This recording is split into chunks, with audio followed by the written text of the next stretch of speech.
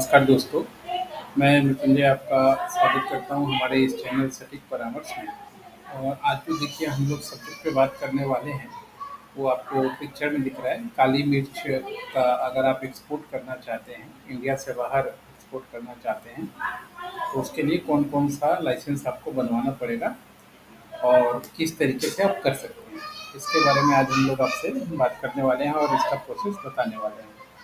तो देखिए, अगर आप काली मिर्च के व्यापारी हैं या काली मिर्च का काम करते हैं और आप बाहर एक्सपोर्ट के बिज़नेस में जाना चाहते हैं, तो उसके लिए कुछ लाइसेंस आपको ज़रूरी है, एक-एक करके हम लोग बताते हैं। पहला तो होता है फर्म रजिस्ट्रेशन यानी कंपनी का रजिस्ट्रेशन। चाहे अगर आप प्रोप्राइटरशिप चलाएँ, यानी सिंगल मेंबर हो या सोल एंटरप्राइजेज़ हो, तो भी आप चाहें तो इसका एक्सपोर्ट कर सकते हैं। अगर आप पार्टनरशिप कंपनी चलाएँ किसी को पार्टनर रख के, तो भी आप कर सकते हैं। प्राइवेट लिमिटेड चलाएँ तो भी कर सकते हैं, लिमिटेड चलाएँ तो भी कर सकते हैं। यानी किसी भी मोड ऑफ कंपनी में अगर आप चाहें तो आप इसको एक्सपोर्ट कर सकते हैं। ऐसा कोई रिस्ट्रिक्शन नहीं है गवर्नमेंट का कि अगर आप सिंगल ओनर कंपनी हैं या मान लीजिए ट्रेड लाइसेंस वाली कंपनी है या गुमस्ता वाली कंपनी है, तो आप नहीं भेज सकते हैं। ऐसा कोई ड्यूटी क्राइटेरिया नहीं होता है। सेकंड, जब आप कंपनी के नाम से चलाएँगे तो आपको अपना कंपनी का जो है फर्म रजिस्ट्रेशन के बाद उसका पैन कार्ड बनाना पड़ेगा, उसका जीएसटी बनाना पड़ेगा, उसका करंट अकाउंट ओपन करना पड़ेगा। ये पहले 3 काम होता है। उसके बाद इस पे आपको अगर देखिएगा आपके स्टेट में अगर पी-टैक्स लगता है, प्रोफेशनल टैक्स, तो वो लेना पड़ेगा। और अगर ट्रेड लाइसेंस होगा तो लेबर लेबर डिपार्टमेंट का एक लाइसेंस लेना पड़ता है, वो लेना पड़ेगा। इसके बाद जब आपका अकाउंट खुल जाएगा बैंक में, तो बैंक में जाके आपको एक एडी अकाउंट भी खोलना पड़ता है। एडी कोड इसको बोलते हैं।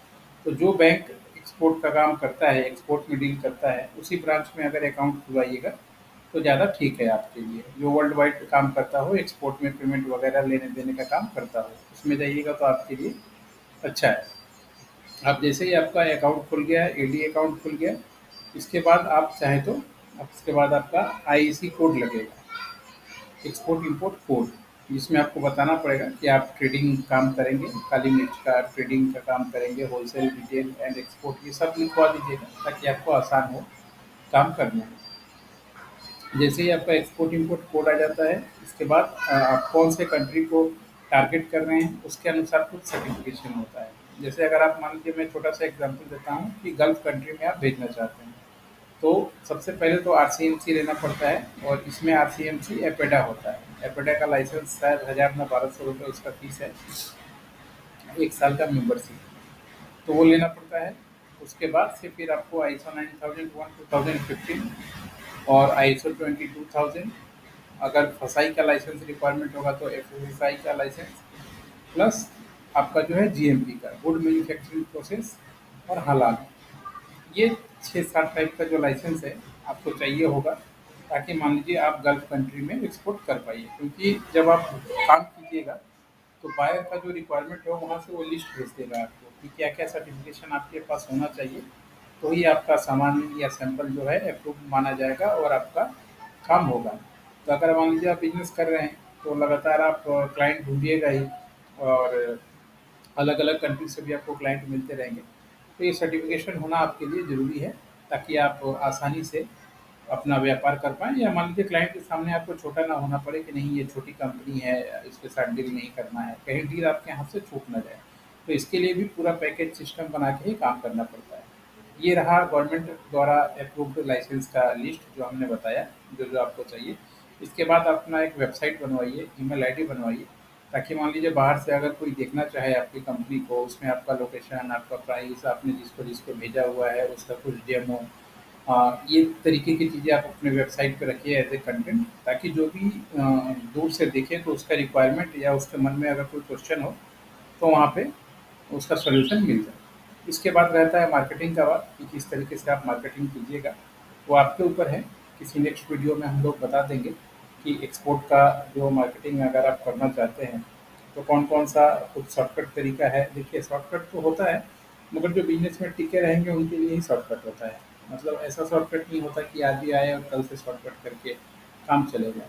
देखिएगा, बिज़नेस में वही टिकता है जिसका पहले से कोई रेफ़रेंस है, या पहले से उसके कुछ लोग हैं या पहले से उसके जान पहचान वाले हैं, बिज़नेस कर रहे हैं, तो वो उसको 2, 4, 5 रेफ़रेंस दे सकते हैं।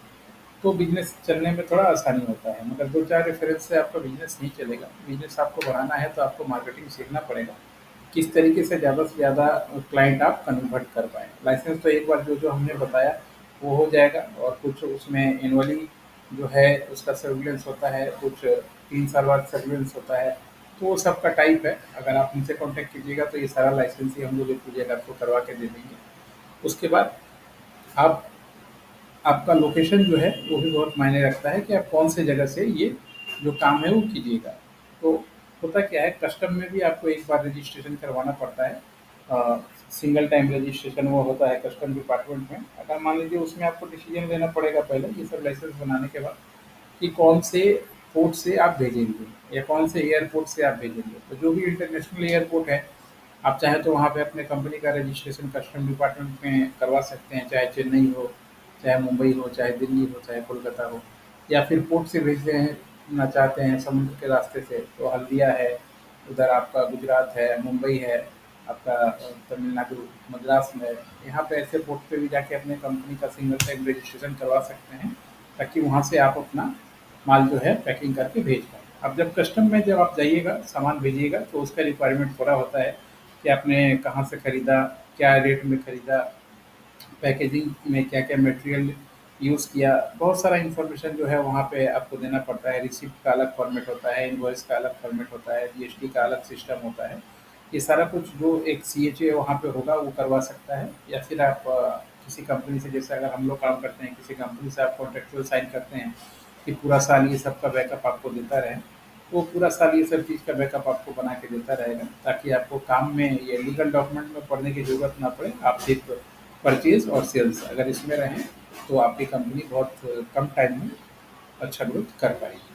आशा करता हूँ दोस्तों, आज का जो वीडियो था इससे काफ़ी इन्फॉर्मेशन आपको मिला होगा कि काली मिर्च का एक्सपोर्ट अगर आपको करना है तो कौन-कौन सा लाइसेंस आपको चाहिए होगा। आज के लिए इतना ही। नमस्कार।